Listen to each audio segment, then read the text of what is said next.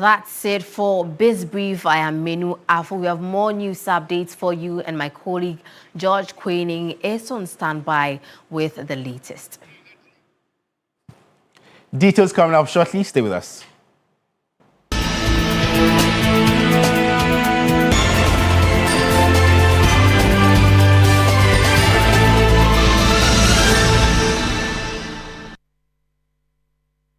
My name is George Queening. It's always a pleasure bringing you news updates here on News in Brief. On to our very first story.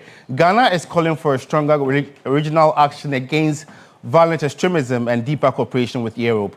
Vice President Professor Nana Ajino-Poku at the 7th African Union and European Union Summit in Luanda, Angola, placed security, development and partnership at the center of Ghana's agenda. Take a listen.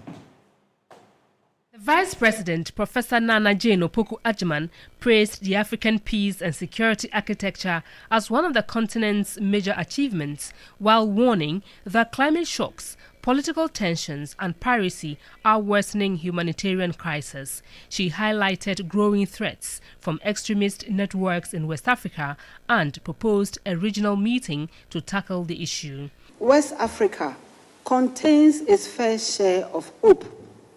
This is a region of dynamic economies and breathtakingly creative, youthful energy. But it also faces growing threats.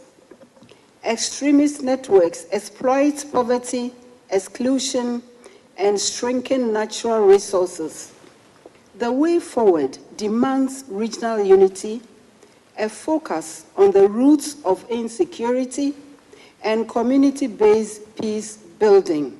The Vice President reaffirmed Ghana's commitment to a strong AU-EU partnership built on mutual respect, shared values and prosperity.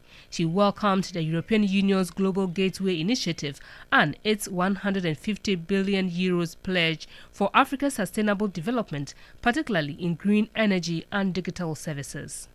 Ghana's other priorities include an EU waiver on offshore patrols, changing the essential parts of the Pond Hydro Dam, and support for the Damongo water facility. The African Union has declared 2025 the year of reparations.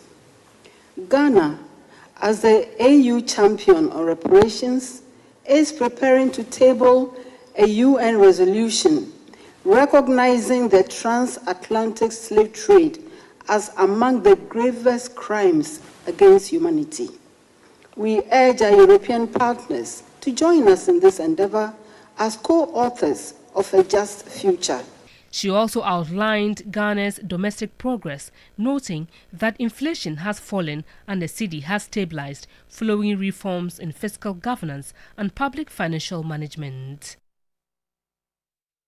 And that was the Vice President, Professor Nana Ajino-Poku speaking at the 7th AU-EU Summit in Angola. Before we part company, the Importers and Exporters Association of Ghana has welcomed the decision by the Trump administration to reverse the 15% tariff imposed on Ghana's cocoa and other exports. Executive Secretary Asake Samson Awingobit has alluded to the fact that the announcement was a big blow to its members, who called on them to continue doing business with the American counterpart, stressing that they should add value to their products in maximizing returns. He spoke exclusively to my colleague Edwin. I'm happy that as we speak, they have actually rescinded the decision and repeal it off. It was a big blow to Ghanaian exporters. I remember after on the 30th of September, I had calls from other SMEs who were complaining, especially said butter exporters who were complaining that when their cargo got to America, they have to pay. And so now that we have this good news, I think that from November to from September to November, I think just the 1 month difference. And we are glad that at least the government has acted swiftly, and we are getting this response back. That is a good news to us. I am so excited, and I believe same thing. I use the opportunity to appeal to Ghanaian exporters that let us continue to do businesses with the American government. They need us, we also need them, especially our produce.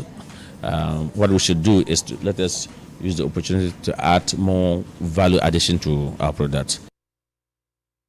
We'll be getting more reactions on this very vessel and engage other stakeholders. But that's how we end News in Brief for today. For more news updates, just log on to our website, it's 3news.com. Alternatively, join my colleagues Martin and Portia at 7 on News 360. Thanks for watching. Good afternoon.